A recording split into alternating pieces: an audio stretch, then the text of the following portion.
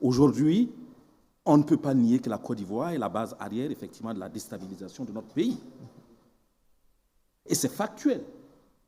Quand, effectivement, des appels se font, et il y a un second appel qui a été fait par les mêmes organisations, et des gens qui ont quitté le pays sans que, en fuyant, effectivement, quoi, des risques, ce n'est même pas des arrestations, des risques, des hypothèses, effectivement, d'arrestation, ils vont se retrouver, s'organisent et essaient d'établir des relations à l'intérieur du pays pour faire effectivement des soulèvements. Ils invitent même clairement à un soulèvement parce qu'ils veulent effectivement une transition civile.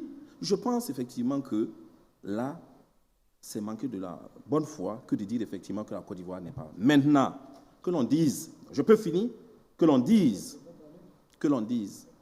espère effectivement que de toute façon, on va retomber effectivement sur nos pieds, on va finir par nous entendre parce que depuis l'histoire, depuis Maurice Yamamoto jusqu'à aujourd'hui, je dis aujourd'hui, je salue ce langage direct, avec toute absence d'hypocrisie, qui crève l'abcès et qui invite effectivement à la réflexion pour ceci. La fausse diplomatie que l'on veut chanter pour dire emballons les problèmes, c'est ça qui crée effectivement des pressions, de fortes pressions qui explosent après.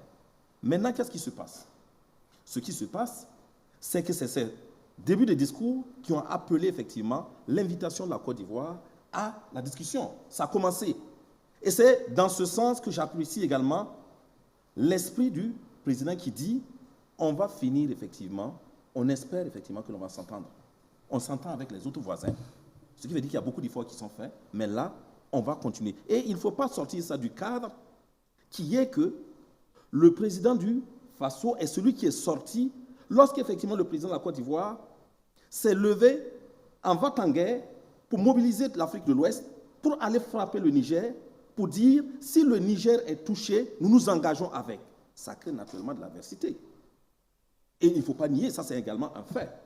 Maintenant que les choses reviennent à leur base, qu'il y ait effectivement des démarches pour calmer les choses, je comprends, mais on ne doit pas nier les faits.